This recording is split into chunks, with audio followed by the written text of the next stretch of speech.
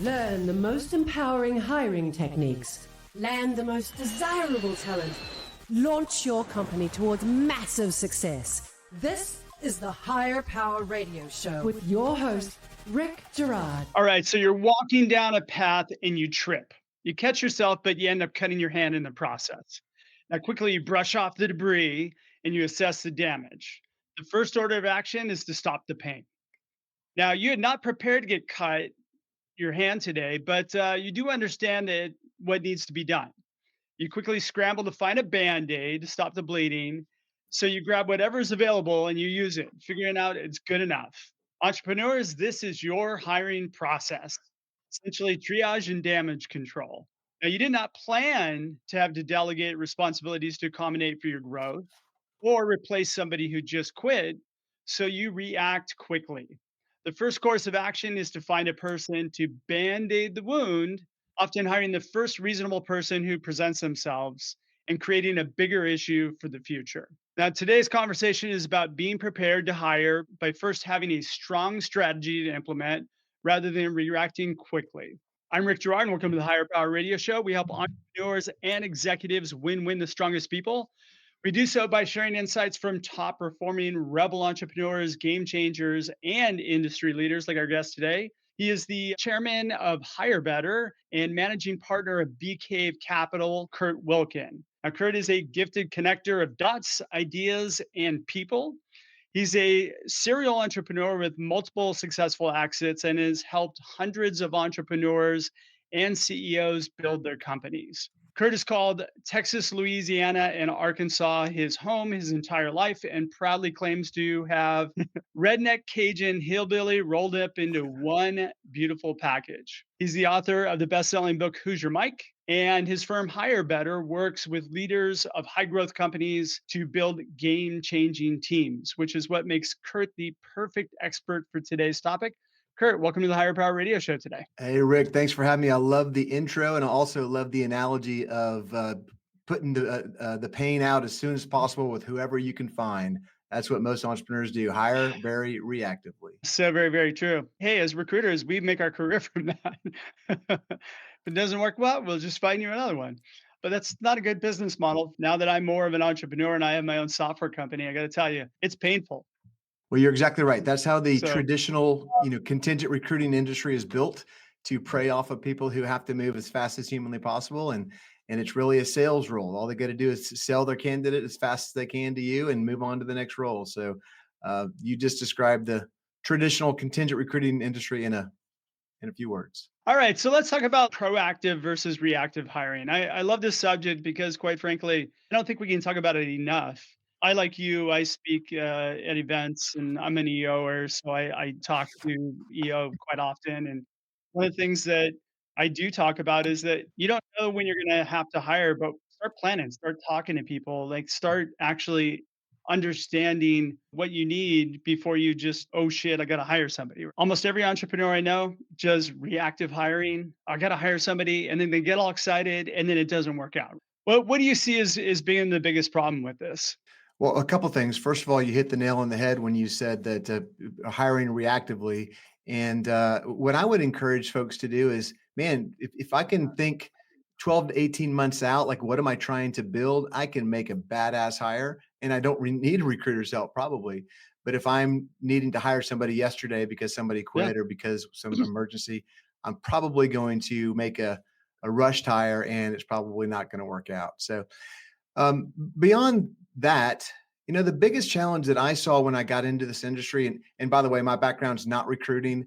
I've been in professional services almost 30 years, but a lot of that was at Ernst & Young as a failed CPA, or let's say recovering CPA. And then about 8 years with my own firm that I grew to about 120 professionals. But recruiting I got into because I knew that there had to be a better way to help entrepreneurs grow than just the traditional recruiting industry. So beyond being reactive, the other big thing that we saw, Rick, is most entrepreneurs, especially if you're doing this for the first time, you get a lot of advice. You mentioned you're an EO, so maybe somebody in your EO forum, maybe it's your banker, maybe your lawyer, maybe your brother, whatever. And you get advice. Hey, Rick, you need a chief sales officer. You need a chief financial officer. You need a VP of ops. And so we those words mean a lot, especially if it's an investor or advisor or board member. And so oftentimes we're like, well, what the fuck does the CFO do? Let's go Google search, job description CFO, and you get a lot of stuff that sounds great. And so one of the things we saw is people are searching for something that they don't necessarily need, and for a lot of reasons we'll get into soon, I'm sure. You hit the nail on the head. People hiring without knowing what they truly need. And then the other thing is hiring reactively. So why is it that we don't know what we truly need? Well, again, a lot of us are going through this for the first time, so we're getting advice, and it all sounds good. The other thing that's on a related note is we have a team, a legacy team that got us to where we are, and we see the gaps that they have. We know we don't have a finance person, for example, if we're looking for a CFO, but we don't really know what the existing team truly provides. And so what I tell companies is, let's take a step back. Let's stop all this craziness, chaotic. We need somebody yesterday. Let's take a step back and let's spend some time really focusing on what we're trying to build. And so the example I like to use is I've got say a $10 million company, and I want to grow to 20 million or 50 million, you name a number. And the question is, well, okay, how am I going to get there? What am I going to accomplish to help me get there? And it may be just legacy growth, or what most often happens is we're going to open a new office in Santa Monica, or we're going to launch a new product, or maybe we're going to buy a competitor. And so the answer that you provide really helps me determine what talent you need. And so then I like to ask the question, okay, who's going to drive that initiative? Who's going to open that new office? Who's going to launch the new product?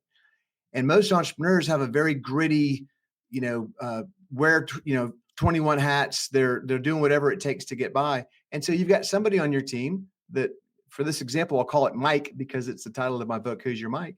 So Mike raises his hand and says, look, I can go open your new office. And the reality is Mike's never done this before. And so he's probably going to either learn a lot of lessons the hard way and really slow your growth substantially, or he's going to fail miserably. And so what I like to do is really take a look at what we are going to need. Who do we need to drive those initiatives, and then assess our existing team against those. And more often than not, we need to bring somebody in from the outside to drive those key growth initiatives. That's such a good point. Just taking that step back to think about it and really have the discussion and it's hard for us entrepreneurs because we want to move fast. Like we want to get things done. So, hey, I mentioned Mike. Let me give you the little background on the story. The name of the book is called Who's Your Mike? It did reach bestseller status. The subtitle is what's the subtitle, Rick? God, I don't even have it in front of me. Wait, you can put me on the spot. It's the people you'll meet on your entrepreneurial journey. It's really it's a fun book about all the types of employees you're going to have. And the title character is Mike. And so the example is one that almost every entrepreneur either has had or will have, or maybe has right now. And so Mike is a good guy. And in this example, he's a guy. It could be a girl. And he has been with you through thick and thin, and really probably started with your company or very early on. And you're more outgoing and maybe visionary. Maybe you created a great product, but you needed someone to do all the blocking and tackling, all the setting up the bank account, the LLC, the ordering office supplies, setting up your office, all this stuff. And so Mike joined you, and over time you promoted Mike to be your accountant because you trusted him with your life, and he freaking learned QuickBooks on his own for you. Yeah. And then over time, the next promotion is a controller because he's working 100 hours a week, and you want to, honor that and be appreciative. And so then ultimately you promote him to CFO. And every private equity person that might be listening to the show has this example in every one of their portfolio companies. But you promoted to CFO, and now all of a sudden you're a real company. You're doing $10, $15 million in revenue. Mike has never built a team. He doesn't know how to build a team. He's learning all this for the first time, maybe through ChatGPT or YouTube, but he's going to make a lot of mistakes and learn lessons the hard way. But he's also just in over his head. And so he's trying to negotiate a big line of credit with the bank or a merger agreement, and he doesn't know what he's doing. So the question is, for every entrepreneur, who's your Mike? Every entrepreneur either has had one, will have one, or does have one. So very true. Are you listening to the Higher Power Radio Show? I'm your host, Rick Gerard. And for our podcast listeners, we're going to take a quick educational moment from our sponsors. Finding a great career has always been a challenge. But today, with the massive changes underway in just about every sector of the economy, in just about every country in the world, finding a great new career is even more challenging. And if you're a student, recent graduate, or someone else early in their career, it's even harder for you because you just don't have the experience that those who might be 10, 20, 30 years older than you have. The answer? The podcast. From dorms to desks. A podcast by College Recruiter job search site, where every week we take a deep dive into a topic specifically of interest to candidates who are early in their careers and looking for a great part-time, seasonal, internship, or other entry-level job.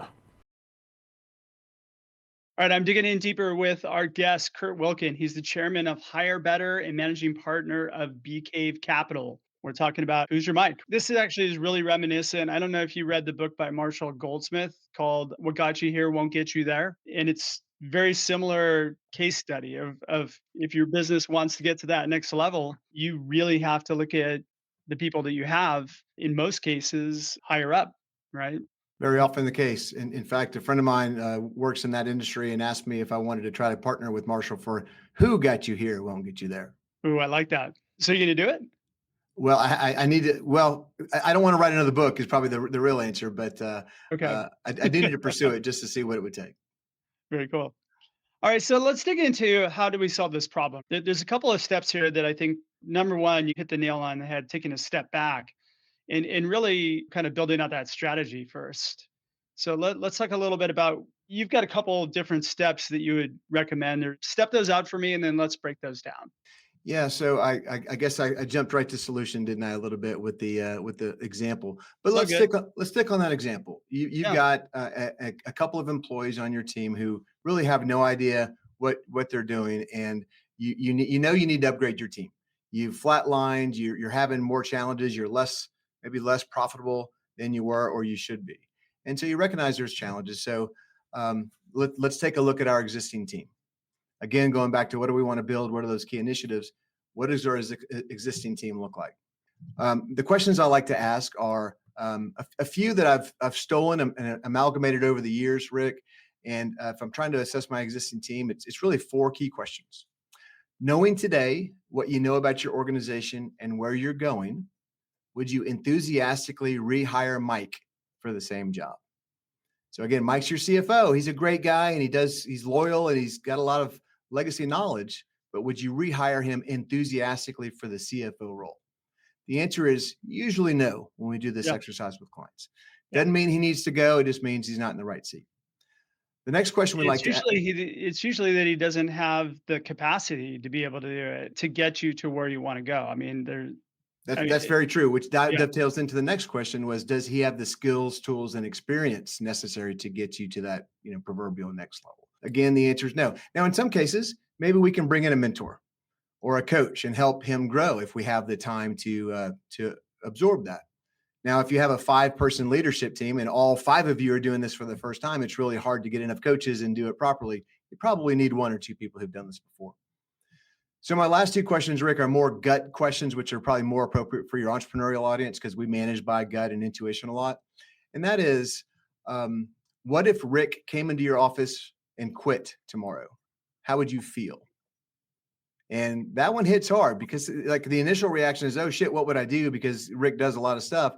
But if you really started to think about it, Rick's probably doing you a favor by coming in and resigning. And sorry, I didn't mean to use Rick instead of Mike. It just slipped out of my mouth. That's okay. I'll be your guinea pig any day, Kurt. and the last one is, what if I had an entire team of Mikes? Mike is, some of what he does is beautiful, but man, if I had to deal with that chaos and that drama every day, I would shoot myself. So those are the 4 questions I like to have entrepreneurs ask. From that, you're asking these questions, you're writing down your answers. How do you utilize that information, or how do you put that into action? Yep. So I'm looking at the main functions of my company, and I'm seeing where the gaps are. And if you have, depending on your industry, 6 or 8 type mega functions, operations, sales, marketing, the whole bit. If you've got, you're going to have a couple of folks who you're pleased with what they do. You would rehire them. Okay. And then you look at the gaps.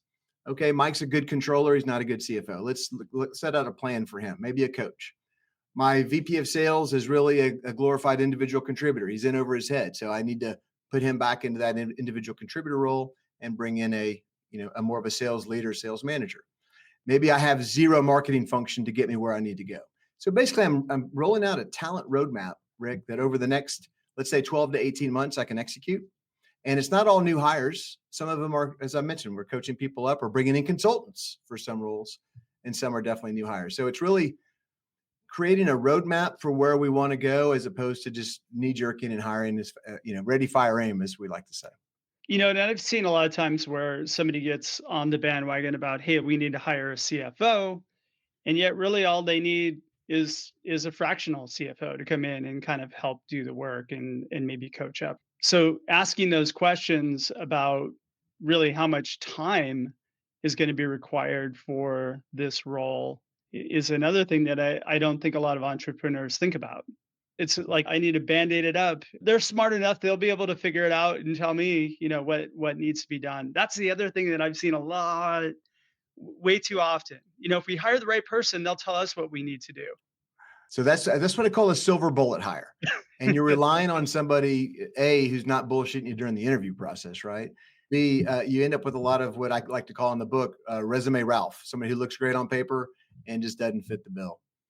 And it's even worse when that person is recommended, as I mentioned, like by an advisor or a good friend, because you're like, I got to hire Rick. I'm not even going to go through the entire interview process because he was recommended by Kurt. I trust Kurt. And at the end of the day, you've just got a mishmash. You've got a bad fit. That happens more often than not. Like, I've seen that happen. I like to call those vanity hires in a way, because essentially you're not vetting somebody properly for your organization. You're just running off of somebody's recommendation. Yeah. Whenever anybody's referral that happens, you just got to take a step back and say, hey, look, we still have to run our full interview process no matter what. Yeah. Whenever we get that request, we say, look, I'm happy to support your hire, but let's do this. Why don't we scope the position, really determine what you truly need, and then we'll assess that person against it. And if there's a good fit, great. And if not, so be it. You mentioned something else, Rick, that jogged my mind, and that is we have, let's say we have this 5-person leadership team, and we've got, the functions covered, and somebody says you need a CFO. Well, your CFO for your 5 people might look different than my CFO for my 5 people. Meaning, let's say you have a really strong accountant on your team who can do a lot of the controller functions. So you need some forward-looking finance, but you have a gap in the ops area. So maybe I get a CFO with some strong operational skills and the finance skills to augment my team versus a CFO that's got strong accounting skills. I've already got that covered. So in other words, it's a puzzle, and I'm trying to fit the right pieces of the puzzle for that stage of growth for the next, let's say, 2 years. And if you're growing rapidly, 2 years is probably plenty of time. You might have to redo this in 2 years because you've outgrown members of that team. So that's really the interesting conundrum for entrepreneurs. If you don't want this problem, just don't grow. But if you're going to grow, you're going to have people problems. So true. Now, I'd like to add one thing to this, is that one of the things I found very helpful is start planning. Like, if you do your strategic planning, start planning on locating people that you want to reach out to at some point. And I do a thing every Friday for an hour and a half. It's called Filling the Funnel. Essentially what I do is I just go through LinkedIn. I look at my org chart and who I'm going to have to hire over the next year. And I just start reaching out to the people for an hour via LinkedIn. Hey, you know what? I'm the CEO of this company. I'm going to be hiring in the next year. Just thought I'd take a minute to introduce myself to you and see if you'd like to get to know each other for the future. You'd be amazed on what kind of traction that produces, so that when you have that need that opens up, now I've got 2 or 3 or 4 people that I can call that'll take my call, that I can actually engage, that aren't necessarily on the active job market. They're passive candidates. And I'm a big fan of passive talent. Absolutely. That's beautiful. And you're basically building a virtual bench. Yeah. And in your case, you actually told them that you're going to be looking to hire I've seen in my case, I didn't tell them I was looking to hire, but I wanted to network and get to know them and help tell them what I'm building and try to build some sizzle. And then, more often than not, they want to come work with you. The challenge for me is, this is a dirty little secret for me, is I'm not very good at hiring. I'm more like most of your entrepreneurs. I like everybody.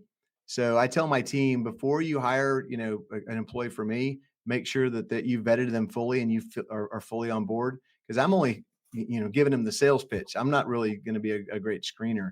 And I think most entrepreneurs are similar.